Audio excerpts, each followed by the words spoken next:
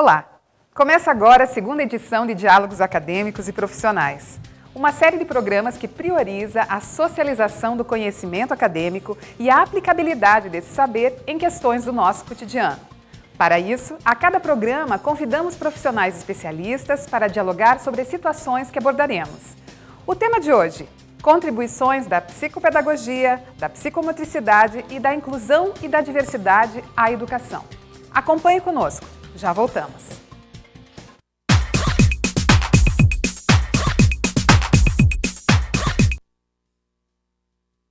Tudo começa pelo diálogo. Afinal, na cidade onde o abstrato conversa com o figurativo e o sagrado convive com o profano, é que nasceu uma escola de negócios que fala com o mundo.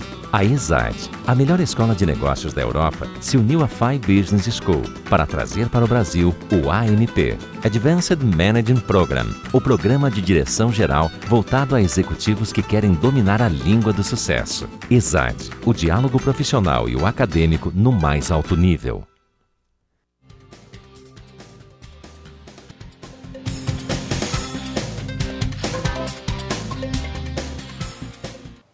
Trouxemos para dialogar conosco no programa de hoje alguns convidados que o Daniel irá apresentar para nós. Olá, Daniel. Olá. Quem são os convidados, então, que participarão conosco do programa de hoje? Bem, temos hoje conosco a professora Sandra Cornelsen. Ela é pós-graduada pela Universidade de Londres em Desenvolvimento Infantil, mestre em Educação, psicomotricista relacional, diretora da Escola Terra Firme e professora de pós-graduação da FI, correto? Perfeito. Estamos aqui também com o Geraldo Peçanha de Almeida, pedagogo, mestre e doutor em teoria literária, educador, atua em educação básica e ensino superior e é professor também de pós-graduação da FI. Aqui conosco também temos a Lilian Caron, psicóloga especialista em psicopedagogia e neuropsicologia, atua em psicologia clínica e psicopedagogia e é professora também da pós-graduação da FI. Sejam muito bem-vindos ao nosso programa. Bem-vindos. Vamos começar, então, as discussões, Daniel? Vamos começar já com a professora Lilian. Professora Lilian, que também é psicóloga. O que vem a ser a psicopedagogia, que é a área que os nossos representantes, os nossos convidados, nesse momento, estarão representando. A professora Lilian, que também é psicóloga, irá, então, comentar conosco o que vem a ser a psicopedagogia. Então, assim, um breve histórico, o que é, como iniciou, quais são os objetivos, quais são esses objetivos a serviço da educação e a aplicação de um profissional psicopedagogo nas áreas de trabalho, de que maneira ele consegue se encaixar. Bom, a psicopedagogia é a área que estuda a aprendizagem. Inicialmente, a psicopedagogia surgiu mais para atender uma demanda da dificuldade de aprendizagem, mas hoje em dia a gente entende a psicopedagogia mais como a aprendizagem como um todo, a compreensão da aprendizagem. Tá? Para isso, a psicopedagogia agrega conhecimento de áreas diversas, como a psicologia, a pedagogia, a neurociência, a psicomotricidade, diversas áreas de conhecimento, agregando e ajudando a entender o processo de aprendizagem. Né? O profissional de psicopedagogia ele trabalha em âmbitos diversos. Os mais conhecidos e a maior atuação que a gente tem hoje em dia, a clínica e a instituição, ainda bastante restrito à instituição escolar, mas a gente já vê muito o surgimento hoje em dia do psicopedagogo no âmbito hospitalar, no âmbito empresarial, são coisas que vêm surgindo, que a gente tem visto bastante em congressos, muito estudo, já assim, uma ampliação da atuação do psicopedagogo. Quer dizer que não necessariamente na escola. Não necessariamente. Além do consultório, que o psicopedagogo pode atuar, pode intervir, também é possível a inserção desses profissionais especializados em empresas? Sim, em empresas, em outras instituições. A gente está muito acostumado com o psicopedagogo na instituição, na escola de crianças pequenas, mas a gente já tem psicopedagogos trabalhando em universidades, em instituições de ensino superior. Né? O campo de trabalho da psicopedagogia vem se ampliando cada vez mais, né? Visando sempre um trabalho tanto de prevenção quanto de intervenção da aprendizagem. Geraldo, que é o nosso representante da psicomotricidade. Bom, a própria palavra psicomotricidade, ela já dá um pouco da ideia do que faz, né? Que nós temos aí uma parte psicológica com a parte motora, então psicomotora. É importante porque a parte psicológica ela é muito parecida com a atuação do profissional de psicologia, do psicólogo propriamente dito. Mas, por outro lado, a parte motora, ela tem muito do profissional de educação física, do profissional de movimento, tem muito de teatro também, porque é uma expressão corporal, né? E é uma ciência, hoje caracterizada como ciência, que ela foi crescendo e foi nascendo a partir da necessidade. Eu vejo, por exemplo, nos anos 90, para ser psicomotricista, nós não tínhamos um título, não tinha um curso, não tinha uma pós-graduação. Então, a associação ela precisava que você tivesse escrito trabalhos, tivesse feito o trabalho no seu dia a dia escolar, porque basicamente era escolar, que você tivesse desenvolvido oficinas, estivesse desenvolvendo algum tipo de pesquisa, e aí você se auto-intitulava um curioso de psicomotricidade. Hoje não, hoje nós temos cursos formalizados, nós temos cargas horárias, nós temos todo um rol de conteúdos que formam um profissional capaz de atuar desde a infância, de crianças de 0 a 3, até o idoso. Tem que lembrar que, principalmente no caso dos idosos, que têm hoje uma expectativa de vida muito maior, ali eu posso ter um trabalho psicomotor, que é um trabalho que ao mesmo tempo vai levar em conta o psicológico do sujeito, que muitas vezes precisa de uma reorganização, precisa de uma elaboração diferenciada, precisa de tratamento mesmo, mas associando isso a uma das máximas da psicomotricidade, que é o ato motor leva ao ato mental.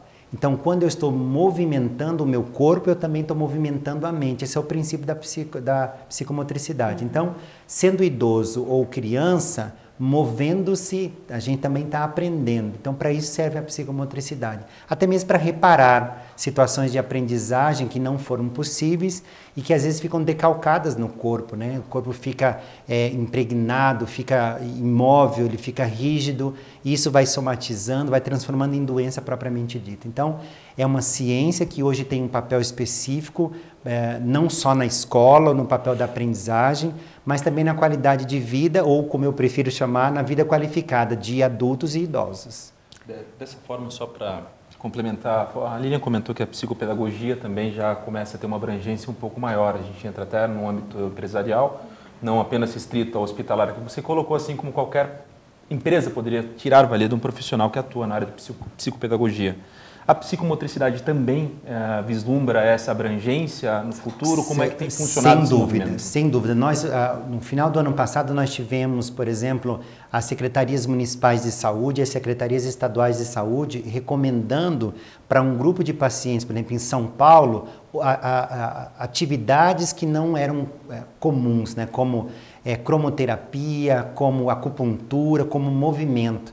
Claro que o nome não era atividade psicomotora, mas o que a gente está percebendo é que o que a sociedade hoje busca como qualidade de vida está ligado ao movimento. E o idoso, em tese, né, nós olhamos para o idoso, ele é aquela pessoa imóvel, que aprendeu a ficar sentado, só que com a vida se ampliando cada dia mais, ele precisa retomar essas atividades. Mas como retomar a atividade física se tantas vezes ele tem uma história de vida muito complicada, de luta, de trabalho, uma aposentadoria que não foi fácil chegar até ela? Então, aí é que entra o papel da psicomotricidade. Então, o futuro da psicomotricidade, ele vai chegar na área de saúde, seguramente, como já nós temos hoje, consultórios, nós temos atividades que o idoso pode procurar, que o adolescente, que a criança, não só para aprendizagem, o adulto também, não só para aprendizagem. Professora Sandra, que está representando hoje conosco a área da inclusão e da diversidade. E antes, eu vou pedir para a professora Sandra que diga para nós qual é esse projeto que foi formulado e foi apresentado pela professora para a pós-graduação da FAI sobre um curso de especialização que irá colocar para nós exatamente dentro desse campo a diversidade e a inclusão. Bom, na verdade, a inclusão hoje é um desafio para todos nós. A inclusão escolar, o foco seria inclusão educacional, vinculada a escolas, né? Principalmente até o ensino fundamental. Então, na verdade, eu trabalho há muitos anos com inclusão e, em princípio, eu comecei a trabalhar com a inclusão por puro desejo. Não existia muito pouco o que buscar, existia uma dificuldade imensa em ter apoios. Os próprios pais achavam que não era o lugar de uma criança com necessidade educacional especial, não era a escola regular. Eles queriam pôr em escolas especiais. E eu tive a sorte de começar cedo a trabalhar numa escola diferente. E essa escola começou a fazer inclusão. E nós fazíamos isso sem nenhuma fundamentação teórica, o que era bem difícil, sabe? Por pura afetividade e tentativa de aceitação e a busca de que o mundo se tornasse um mundo melhor. Eu acredito que esse era o foco e é o foco. O nosso mundo é um mundo preconceituoso, bastante preconceituoso. A inclusão, a ideia dessa formação na FAI veio da necessidade de todas as escolas que eu conheço, e eu dou palestras na Bahia, já dei palestras em São Paulo, em Foz do Iguaçu, em várias cidades, e todas as pessoas dizem assim: eu não sei o que fazer, eu tenho uma criança assim e eu não sei o que fazer, o que eu posso fazer? E a ideia é fazer uma série de de levantamentos, né? Por exemplo, teria que ter psicomotricidade. A ideia seria a psicomotricidade relacional, porque ela foca na relação. Ela tem o princípio que é o mesmo que o colega falou, só que focando na relação com o outro. A psicopedagogia como um apoio, porque sem a psicopedagogia nós não sabemos lidar na escola com a criança que tem necessidades educacionais especiais. É a psicopedagogia que nos leva a conhecer.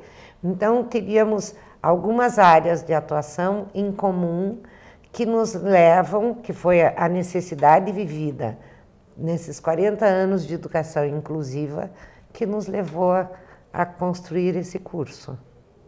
Algo bastante inovador, e também tem o outro lado que nós consideramos de ação social, não é mesmo, Daniel? Porque é algo que realmente precisa ser desenvolvido na sociedade, que até então nós não tínhamos conhecimento. Eu acho interessante também ressaltar que, por mais que seja a formação de educadores, esse trabalho em termos de inclusão e diversidade também tem um impacto no profissional, da mesma forma com que as outras ciências que acabamos de comentar. Sim. Porque a gente consegue perceber que o preconceito, ele também, de alguma maneira, ele é extrapolado ao mundo profissional, e os adultos, ou a mão de obra que realmente está trabalhando nas empresas, também não sabe muito bem como lidar com essas disciplinas. Sim. Inclusive, até próprios alunos buscam para saber como melhor lidar da empresa. Inclusive, no curso de gestão educacional, eu dou essa disciplina de inclusão e diversidade. Então, eu encontro pessoas que não são educadores e que buscam alguma coisa que mostre para eles como lidar com porque hoje existe uma lei, que é a lei da inclusão. Ela é tanto social como educacional, e as pessoas só sabem que, se elas contratarem uma pessoa que tenha uma deficiência, elas terão desconto de imposto de renda, por exemplo. Tá, mas e daí? Essa pessoa tem que ser incluída é ser acolhida, é ser auxiliada nas suas necessidades e é ser vista como parceiro. Eu acho que o que a gente tem que ver é como ser parceiro do diferente. Por isso, esse curso também irá aplicar-se para fora, além dos muros da escola. Além dos muros da escola, sim. Sim, acredito que em sim. Projetos que abordem também as empresas. Uhum. Enfim, onde nós temos a conjugação de pessoas, né?